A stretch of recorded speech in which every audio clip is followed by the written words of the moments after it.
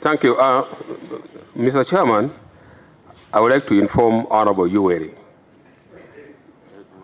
As I stated earlier, this law is targeting very few individuals. And looking at the other paper now, you clarified.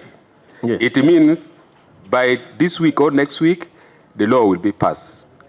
Aware that one of the opposition leaders now is out of the country, and government assumes that the opposition leaders who is out of the country may come back immediately and he may lobby huge amount of money. And what the government is fighting for, by the time Bobi Wine arrives to Uganda, the law should be in place.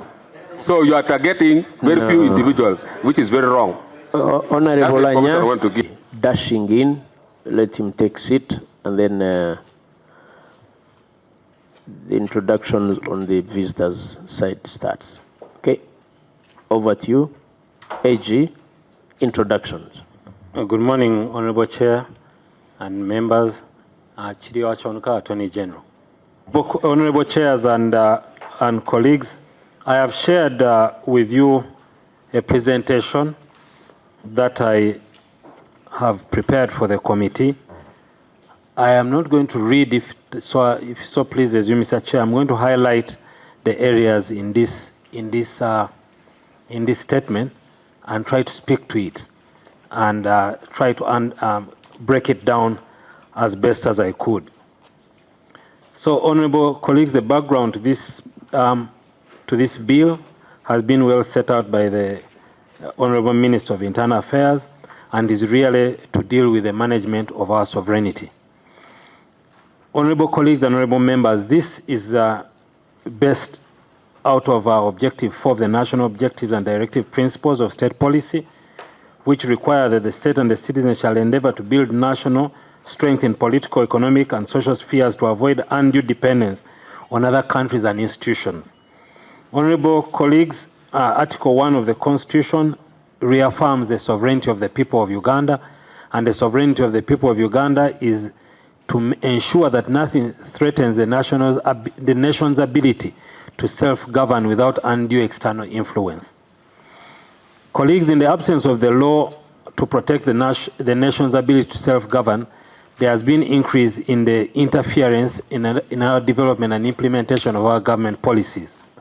Of course, I must emphasize that under our legal and constitutional framework, the policy of government is determined by the government in power at the time, the ruling government at the time.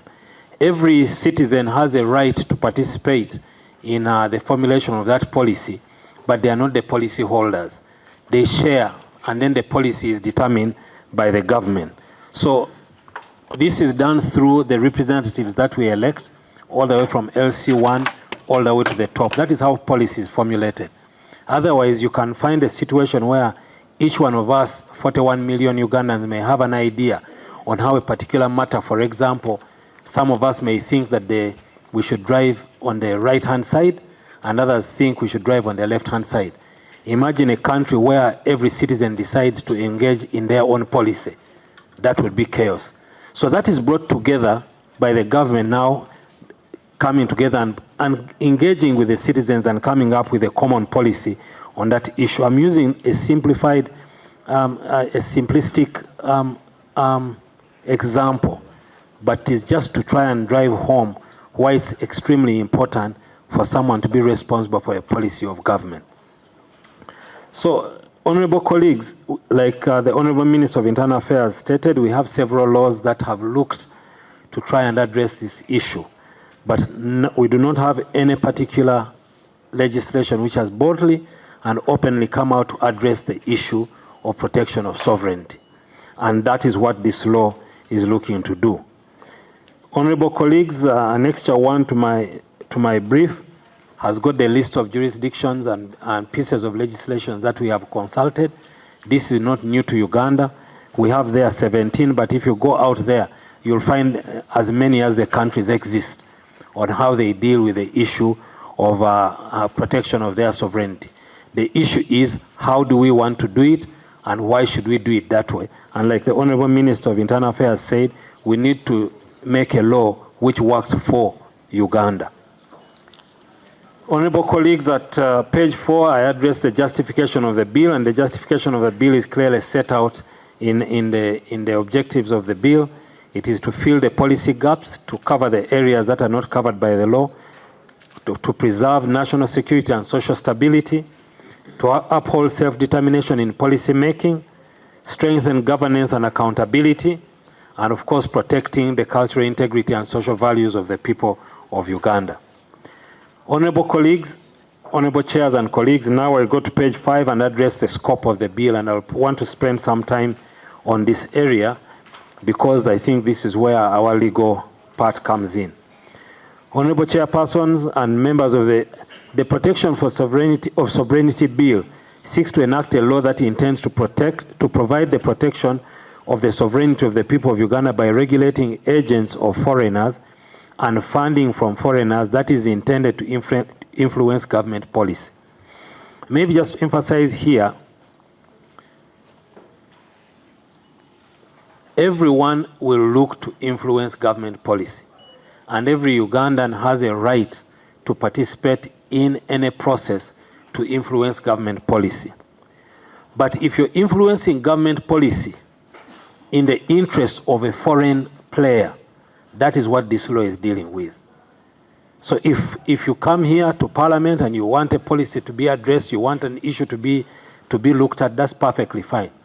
But if you come to Parliament, even as a citizen of Uganda, for purposes of influencing the policy for the benefit of a foreigner, then that's not good. And that's not acceptable. And that's what this bill is looking to protect. In particular, clause 2 of the bill stipulates the specific areas that the bill will apply to. And I think this is what we need to really address our minds to. Because I have heard people talking about people carrying on their legitimate business being affected by the sovereignty bill, people sending money to their parents or parents and children and etc. being affected by the sovereignty bill. That's not the scope of this bill. And I'll go through these items one by one. The scope of the bill deals with engaging in political activities of Uganda for and in the interest of a foreigner. So if you're dealing with political activities in Uganda for the interest of Ugandan, that cannot be the scope of this bill. But if it's for interest of the foreigner, that's the scope of this bill. Soliciting, collecting, disbursing or dispensing contributions, loans, money or other things of value for or in the interest of a foreigner. Representing the interest of a foreigner before any agency or official of government, of the government of Uganda. For example, you may come here and say, we should not be, I have a foreign entity which I'm representing here, and its view is that the foreigners who are dealing in business in Uganda should not be required to pay tax. That's perfectly fine. But when you come to government, to the government official, come and tell us you're an agent of a foreigner and you represent the interest of a foreigner, so we listen to you as such. That's what the law is saying. The law is saying you cannot, it is not stopping you from representing the interest of a foreigner, because there may be Ugandans who have interests of foreigners here. We are saying just lawfully do it. Register and say, I am an agent of a foreigner and this is my interest. And not to say that every foreign policy is bad. But if you bring it to Uganda, bring it clearly, stating what your interest is in that policy. Agreeing, consenting, or assuming or purporting to act as, or who is or holds himself or herself out to promote the interest of a foreigner against the interests of Uganda. We have our cultural values. If you want to go and promote a foreign value, it's perfectly fine.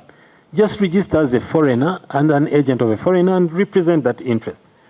Influencing the development policy of Uganda.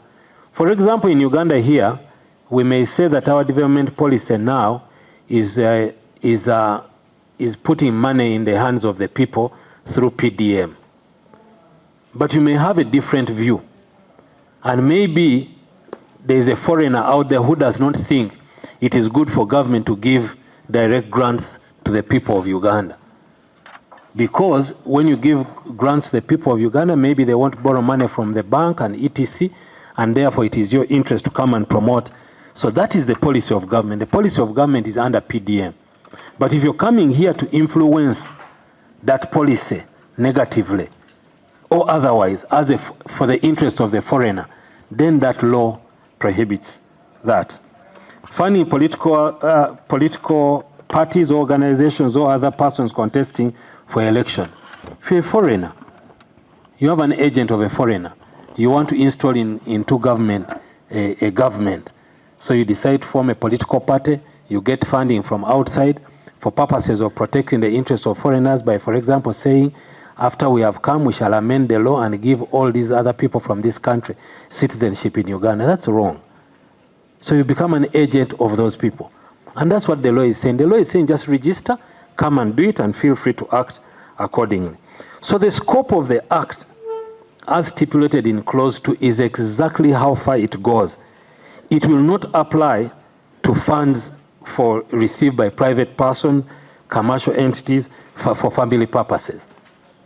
If I'm receiving money from a foreigner for purposes of doing my business, that has nothing to do with the scope in clause 2. So that cannot be foreign. That cannot be, you cannot become an agent of a foreigner for that. So it can only be in that scope. So the act will only apply to funds that are meant to fund the activities listed in clause 2.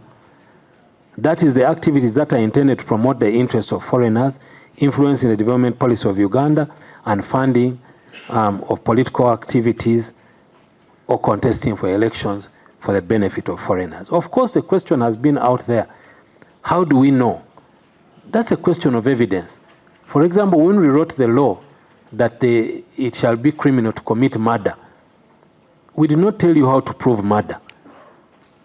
If you stab by the knife, we go and get the evidence, the DNA, in order to prove that you committed that offense. So even if the person received funding from a foreigner and it is meant for these purposes, it is incumbent upon government, if they intend to prosecute that person under this law, to get the evidence to confirm that that person actually brought those funds for that purpose. And if they cannot, then the law will not be held against that person. Honorable Chair and members, concerns have been raised regarding some of the definitions in the bill. It is important to note that the definitions provided for under the bill are only limited to the context of the bill. The word foreigner, for instance, in the bill is used in reference to a foreigner who engages in activities as set out in clause 2 of the bill. That is activities that are intended to promote the interests of foreigners.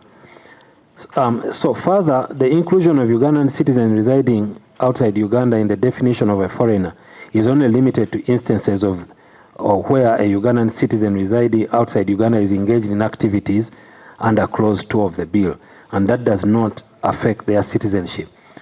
Honorable colleagues, maybe just to emphasize this, because it has been a matter of grave concern in the public domain. Of course, the committee will look at it, and we will all look at it, and if there is clarity that needs to be made, we make the clarification. We are saying, for example, if a Ugandan citizen has $100,000 and is in America or in Sweden or in another country outside Uganda, and he decides to spend that money to support his local MP in an election, that's not an action of a foreigner. That's him acting for himself. But if that Ugandan had $100,000 and in concert with foreigners said, let us install a particular MPX for purposes of doing this activity, that person becomes an agent of a foreigner. So even you in Uganda here, if you're in Uganda here and you get money to support an MP, but you get that money for purposes of supporting the interests of a foreigner, you become an agent of a foreigner. So this has nothing to do with citizenship. It has everything to do with the action that you're doing, the purpose for which you're doing that action. And I'm sure the committee will look at it, and if need be, we can We can correct, clarify, amend, whatever it is, so long as the purpose is not lost. The purpose is, it is not to take away the citizenship of that person, but it is to tell all of us, do not act for the interest of a foreigner. But every Ugandan should be at liberty to participate in the affairs of this country as long as they are acting for their own interest as Ugandans. Mr. Chairman, with your permission, maybe I do not want to join Honorable Gilbert Olanya in thanking the Attorney General for the courage. At another occasion, I will know how to deal with him. One, Mr. Chairman, if you look at the definition of a foreigner does not mean, but it includes. In my little memory of legislative drafting, when somebody says includes, the definition is so wide that it can incorporate and keep bringing in anybody, and that it will depend on who chooses to enforce the law to bring you into that bracket, as long as they use the word includes. So I wish the draftsman would be clearer to say it means the following people.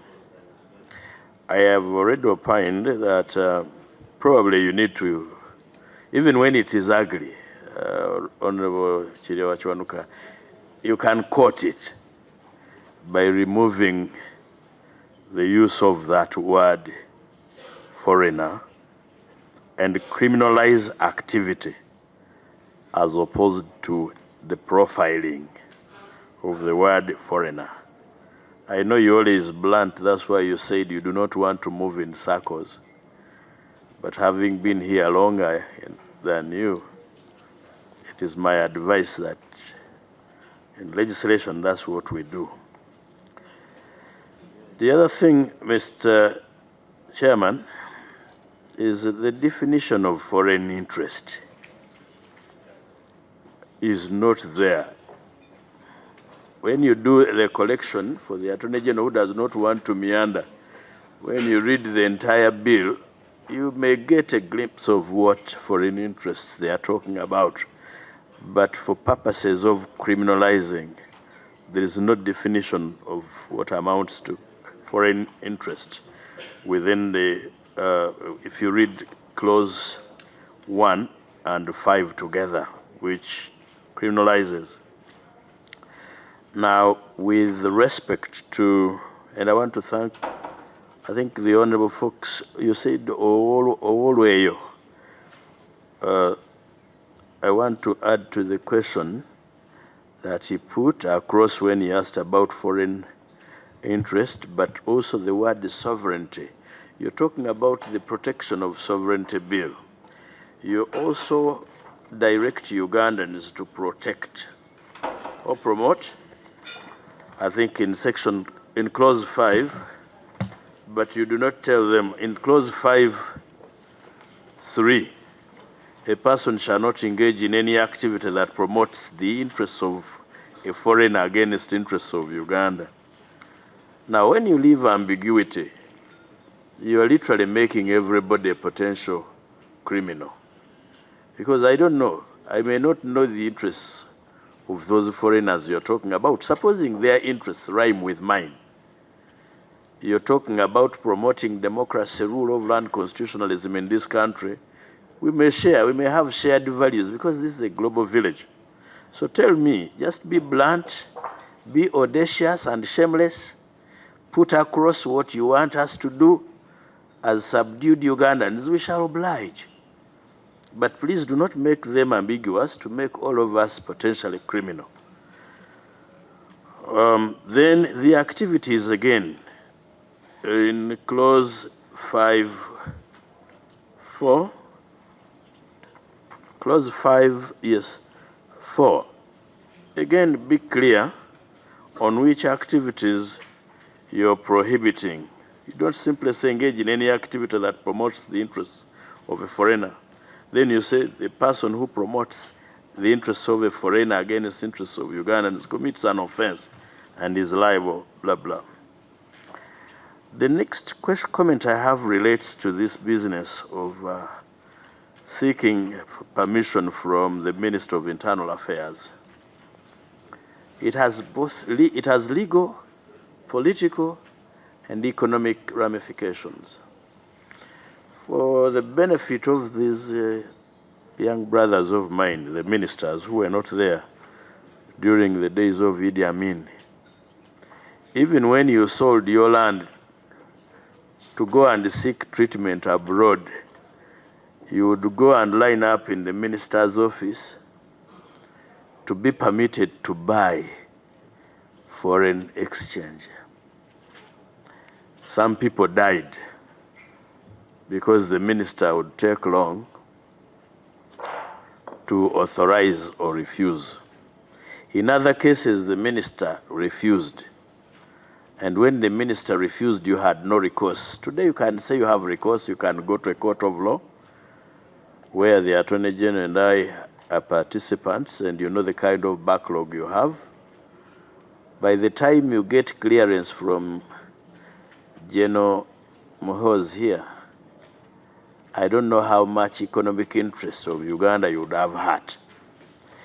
I want to implore them painfully, because they seem to be hell-bent on having the law go through. Why don't you simply legislate on a reporting requirement? We declare. I would have no problem with the word declaring.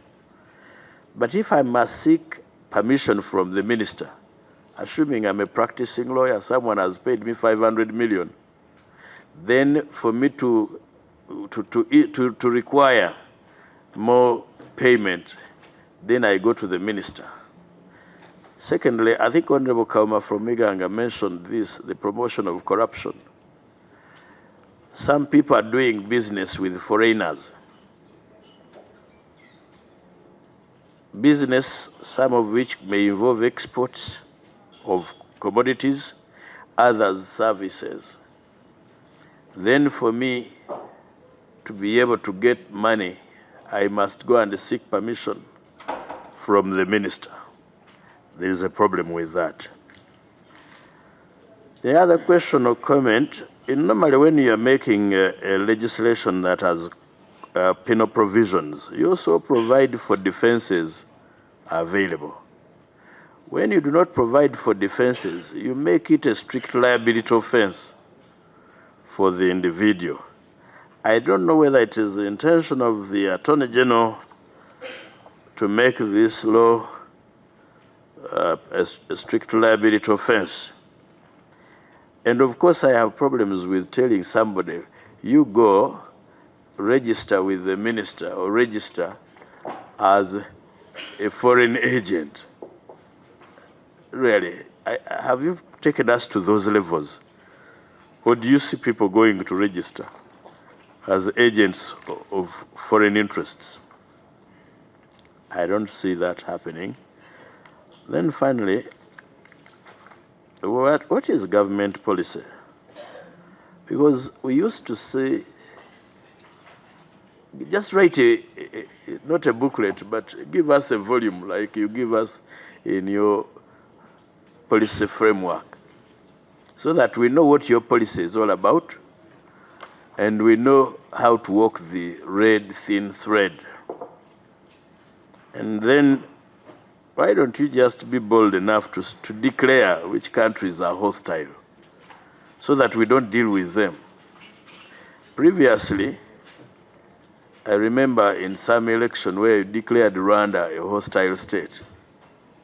I don't know if you have since removed it from the list. Just publish those countries that you consider hostile, so that Ugandans avoid dealing with them, to avoid problems with you for as long as you are still around. There is this thing, this law called the Money Laundering Act, under which I think FIA, the Financial Intelligence Authority, and then the intelligence services have proceeded to block accounts of most of these NGOs, even without going to court. That law is in existence. why wouldn't the Minister of Internal Affairs simply consider amending that? If you just want to monitor and provide sanctions without causing us these problems of having to fight. For me, as a person who fights to promote national interest and the policy even when I do not know it, I find it very difficult to defend this law with the clauses and even the name. So tell us, what is sovereignty? Which sovereignty you want us to enforce? Because you have made it a crime for me not to promote and protect the sovereignty as in the minds.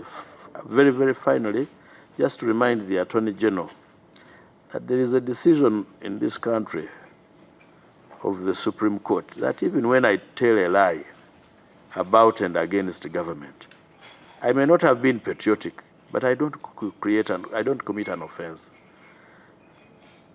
So are you not empowering whoever will be enforcing this law to use discretion, including arbitrary discretion, and criminalizing all Ugandans by making literally every activity across the borders presumably a criminal activity? I thank you. Specifically, I want to be specific on, because that's what he's saying. If now he sends money above 400 million, is it going to be regarded as a foreigner? Doesn't matter. But that's where we're heading. So what are we trying to cure? The second one is about the banks. I am aware that Bank of Uganda, each time you are getting money from any foreign person, whatever, you always seek for explanation where these funds are coming from, and you provide that evidence, even if it's more than 400. Is this not going to be a duplication, or for you to run it this way, go and look for the minister, then go and run to the bank? So where are we going to belong in that regard of banks clearance and the issue of Minister of Internal Affairs? And beyond that, I see you here capping that anything beyond 400 million or whatever, you will always keep asking. A practice which I don't see any foreign institution doing it. I've shown you where I'm going to put my money. Why should I keep coming to you because you are saying this permission applies for a period of 12 months? I'm doing my project, whatever it will be, but the banks doesn't do such a practice. Why do we do this capping in this kind of line? I'm happy to include a definition of foreign interest, but we thought that clause 10 was saying that any function with the aim of promoting foreign policy in Uganda, that has not been adopted as policy by cabinet, but we can define it. We can take it to clause 1 and define it better. Foreign agent being a spy, it could be a spy, it may not be a spy. I don't know, Honorable Keyo. May I seek clarification? Are there policies and activities that the cabinet has approved so that we could know? Because anything that has not been approved and adopted by cabinet would constitute an offense. So we need to know which ones are those that you have Anything adopted. that has not been adopted by a cabinet is not government policy. So anything, if I act outside that. Leave that to the committee. If you think it is okay for faith-based organizations to participate in politics in the interest of foreigners, the committee has the power to allow them. Because you see, this act is talking about specific activities which are not for faith-based organization. But if the committee thinks that is perfectly fine for a faith-based organization to participate in politics in the interest of a foreigner, we can exempt them. No, what I'm saying is that these faith-based organizations are already exempt from this law because for them they don't participate in politics. They don't solicit money for the benefit of the foreigners. If they do, well, what we are saying here is, for me, the faith-based organization that I know doesn't do it. So, pardon? I'm asking whether, so, I mean, I'll leave that to the chairperson of the committee, because Honorable Lanya, I am here by invitation of the committee, and as I had been advising, I have many things No, that we I would... invited you because you sent us a bill. Yes, so for me, I sent the bill. Asking why did you send it now? Like I have so many other bills on the order paper today. Our business didn't stop. This is part of our business. Now, the issue of FDI, colleagues, let us not, and I'm going to say this in a way which I'm looking for the best way to put it across. Uganda is poor. Uganda needs aid. Uganda must get aid in order for it to survive. And therefore, we must take aid, whatever the consequences are. Committee colleagues, we need to be careful. We must not receive money for whatever money we need because we are poor. Therefore, we get money to corrupt our morals, determine our destiny. That's what we are saying here. We are not saying we don't want FDI. We are saying let it come. We want foreign direct investment. And it has been coming. But we are saying if it is coming for these purposes in clause 2.2, if it is coming for the purposes of clause 2.2, please don't bring it. Colleagues, Uganda does not need the money at any cost. There must be a point, I was sharing here, if we were allowed to speak vernacular, there were vernacular ways of expressing what you need to do at any cost, that you can get anything at any cost. Wow. You may end up selling more than you can give. So yes, this law is not for purposes of stopping FDI. In fact, if there is, pardon? No. I think that's, it may be misunderstood. But what I'm saying is that this law is not about, in fact, if this law has, in your view, the consequence of stopping aid, then we need to rethink it. But if it has the consequence of allowing, if it has the consequence of stopping unwanted aid, then you may want to think about it. So what we are saying here, you need to strike a very neat balance between growth and your security. For example, if we say it's okay for people to recruit, enter into partnership and recruit people, like we say in D, recruit people to promote the interests of a foreigner. For example, we have not had a war here. We've not had a rebel group which has not been supported externally.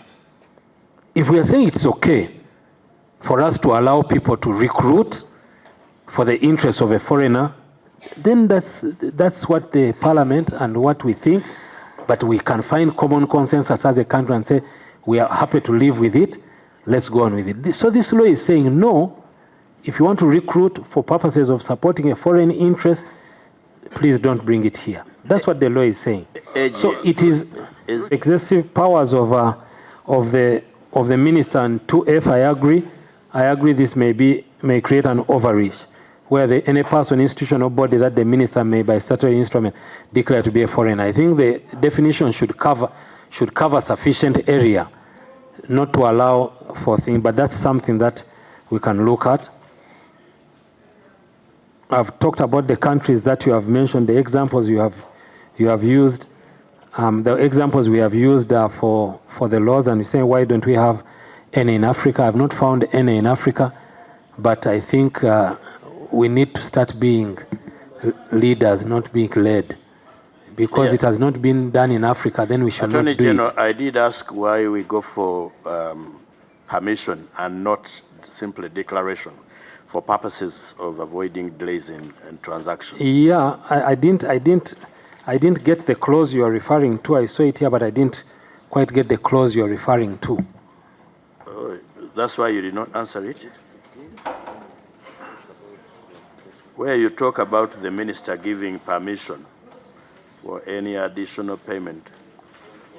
I think, yes, 15. 15, no? Yes. Why don't I just proceed with my transaction normally, but with the duty Yeah, to no, declare? I think that you talk about 22, that's what I'm Yes, being told. then you criminalize. A person or agent or foreigner shall not directly or indirectly obtain, solicit, or receive any financial support, donation, loan, or other assistance from a foreigner, whether in cash or in kind, in the excess of 20,000 currency points within a period of 12 months without the written approval of the minister. You are saying that Because we are avoiding a situation where you literally criminalize transactions. You only criminalize activities. Other than seeking permission, let me transact, I declare, and if I am found not to have declared or even committed a crime, so be it, then you charge me. But the moment you say written permission, you're taking us back to Idi Amin. yeah, and not necessarily that everything was bad. I think there was some good even then. So, no, I'm telling you that those people who don't look at the past to try and figure out where they're going, even that experience was an experience that teaches us. Now, I think here what they are saying, if you see, when you apply, you make the application for your registration as a foreign agent. And they are saying that in any given year, if you want to get money, you are a foreign agent. You're registered as a foreign agent. You want 400 million, don't even bother going to the minister. You register as a foreign agent, and they know that so-and-so is there as a foreign agent. That person can get 400 million shillings in a year. And for 400 million shillings, they don't need the permission of the minister. But if it is past 400 million, if your plan in that year is worth 10 billion, then go and get written approval. So, but you do not find it derogatory to refer to somebody as a foreign agent, even as you speak. Again, that is for the committee. We can come up with a better nomenclature. No, this is, you see, for me, I speak law. The definition I'm using here is a definition in law. So that is what I'm talking about. And 22 is not restricted for foreign agent. if it is, if that is the clarification you went for purposes of 2.2, that we can do. That we can. Because this act, you see, and I think for me it's a drafting thing, because the application of this act, the application of this act in section 2, everything you read in this act should be read to apply to only this. Because this is the application question. So you cannot talk about anything else other than this act only applies to this. So this is the application. So you can clarify it and make it better English and repeat it and say, as stated as per the application of the law. But you see, this act applies to a person who is an agent of a foreigner. This act. So don't ask me who has no dealings with a foreigner under this act. I have no business. Exactly. Now, 22 is saying a person. If it is, if that is the clarification you went for purposes of 2.2, that we can do. That we can. Because this act, you see, and I think for me it's a drafting thing, because the application of this act, the application of this act in section 2, everything you read in this act should be read to apply to only this. Because this is the application question. So you cannot talk about anything else other than this act only applies to this.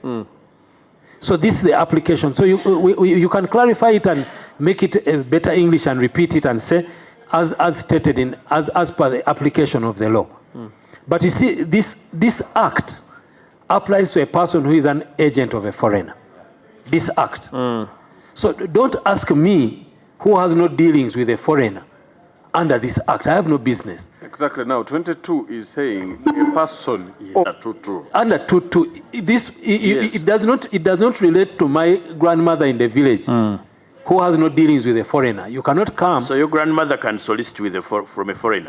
My grandmother can solicit from a foreigner so long as they are not He's dealing not doing activities under 2.2. Okay. I think it's, thank you. Go on. Are you concluding? No, the minister's powers, because you see, if you say that you should allow people to receive $1 billion, I don't know, I'm looking for words to use in English, but I can't find them. But I may be more expressive in Luganda. In Luganda, we're saying, you know, you're saying that you may try to cover yourself. Okay, having spent the whole night uncovered, at about 6 in the morning, you cover yourself. You have not served any useful purpose. So if you allow all the money to be spent and then the problem has already been done. Attorney General, so reporting tomorrow. The current practice is, even when I'm receiving people, you do not restrict. Because first of all, at the level of soliciting, but I've answered the question, Honorable Segona. I've told you my understanding of it. Okay. I've said you have said you'd rather let the amount and they report then after. Actually, so we are saying if they are receiving money for purpose of recruiting a rebel outfit, then they declare after. Then they declare after the rebel outfit has been recruited. Well, so we are saying that the declaration after may, No. Actually, contrary to what you think, and by the way, I should be understood being the Anti-Money Laundering Act, which requires the banks, before they even allow this money onto my account, I'm required to explain declare and source. Even prove, declare the source. And someone has been bounced back, which I also find outrageous. If it has come, why do we bounce it back? Let the government take the money. But my question is, one, delaying transactions. Two, is where the minister does not even have timelines. That is now a function of law. We can... And further bureaucratization of what we want to achieve. There is the aspect of the checks before the fact, which the Attorney General alluded to, not after, when things have gone bad. But also the bigger worry of the committee was, what if the minister abuses his power? So what better way, if not the minister? I think that we should leave to the committee. If you think the minister is overweight with this responsibility, which is going to be frequent, then what better way can it be addressed? Also looking, take her husband for cancer treatment out of this country. She went there 3 times and she would be told the minister is not in good mood. The 4th time, she enters, the minister got the papers and threw them in a dustbin without looking at them. I want to avoid creating a minister of that kind. Why do you insist? What's your proposal? My proposal is, first, let the money come. It will not be released because the practice is they will not allow it into your account. They will Banks not allow will not release. They will not. We can make a law to that effect. That's number one. Number two, we must also cap the minister's power and exercise of discretion. Within how long? Yes, number that's three, now what we is. When you're talking about solicitation, at the time of solicitation, I actually do not know whether I will get this money. Because NGOs in this country write proposals. You're simply writing a proposal. You're now telling an NGO that it cannot even write a proposal. You understand? Because the determination of what will be foreign interest will be a decision of one person who is enforcing the law. Did you write this? In my interpretation, this was promoting a foreign interest. Anyway, I wanted to throw this to the Attorney General from a technical angle before we write our report, to tell us what he thinks about those views, because for me, I'm persuaded to think that you're bringing this law in bad faith. Convince me that you're acting in good faith, and then I'll give you a good law. No, I advise to let money come in and then deal with it after. But that I leave to you. That's what we thought. We thought it was not wise we thought was important to curtail. But what I need to tell you is that this law is not replacing other laws. This law is creating a category of persons to be addressed under this law. For me, what you want to do, I don't know how far more you would put the application of the law. Maybe we should put another clause 3, a clause 4, and say, for further avoidance of doubt. Because we have put for avoidance of doubt. For further avoidance. For further avoidance of doubt and additional avoidance of doubt. The people who are not agents or foreigners will not be required to go to the minister. So, and do you know why there is doubt to be avoided? It's because you cannot be trusted. Okay, I think we are making headway. Honorable, at least, I'll give you a chance, Honorable. My Honorable Lanya is saying the law is targeting very few people. Of course, the 50 million Ugandans are not all criminals. For example, we have the law on murder. It's not targeting all the 50 including Golanya himself. Yeah. He's not. Like for you, we are not targeting you. But if you happen to do these things, but you see, the law is supposed to deal with a particular problem. And the problem is not for everyone. So not all Ugandans do this. And actually, the law also may deter others from doing it. So yes, it is targeting a few people, and it will. The title of Honorable Lanya's PhD thesis is How to